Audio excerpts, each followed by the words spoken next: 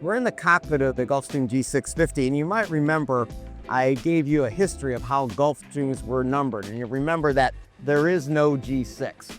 But when I got done with that, it kind of sounded like Gulfstream was very confused about how to name and number aircraft. And so I went back, and just to prove they're not the only ones that are confused, let me tell you about how Falcon names and numbers their aircraft. This is made by Dassault. The first Falcon jet was called the Falcon 20, was actually known as the Mystere. And this was made in the early 60s. The governments at that time, primarily the US government, European governments, were looking for smaller aircraft to transport their generals and senior officials.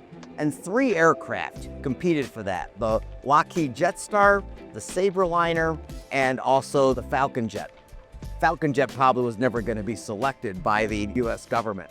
So their first one they came out was the Falcon 20. Then the next airplane they came out with was really the Falcon 10. It was a smaller airplane. Falcon 20 was bigger. So far we're numbering pretty good.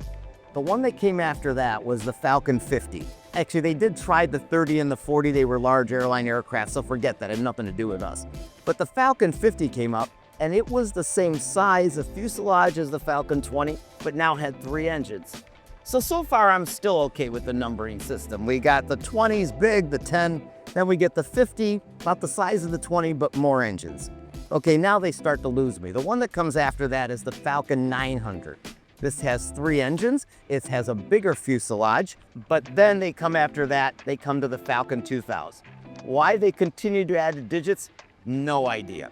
After the 2000, they were done with adding digits, probably because they thought the Falcon 30,000 would not be a good number for an aircraft. So then they switched to the Falcon 7X. So they went back to 7s and with the X after it. And then they came after the 7. You'd think they'd come with the 8. No, what came after that was the 5. Came the 5X. Then after the 5X came the 6X. So far, so good. Then came the 8X. Then came the 10X. Now, these numbers have absolutely nothing to do with one another. The 7X, the 8X are about the same size. The 6X is a little bit bigger. The 10X is a little bit bigger yet.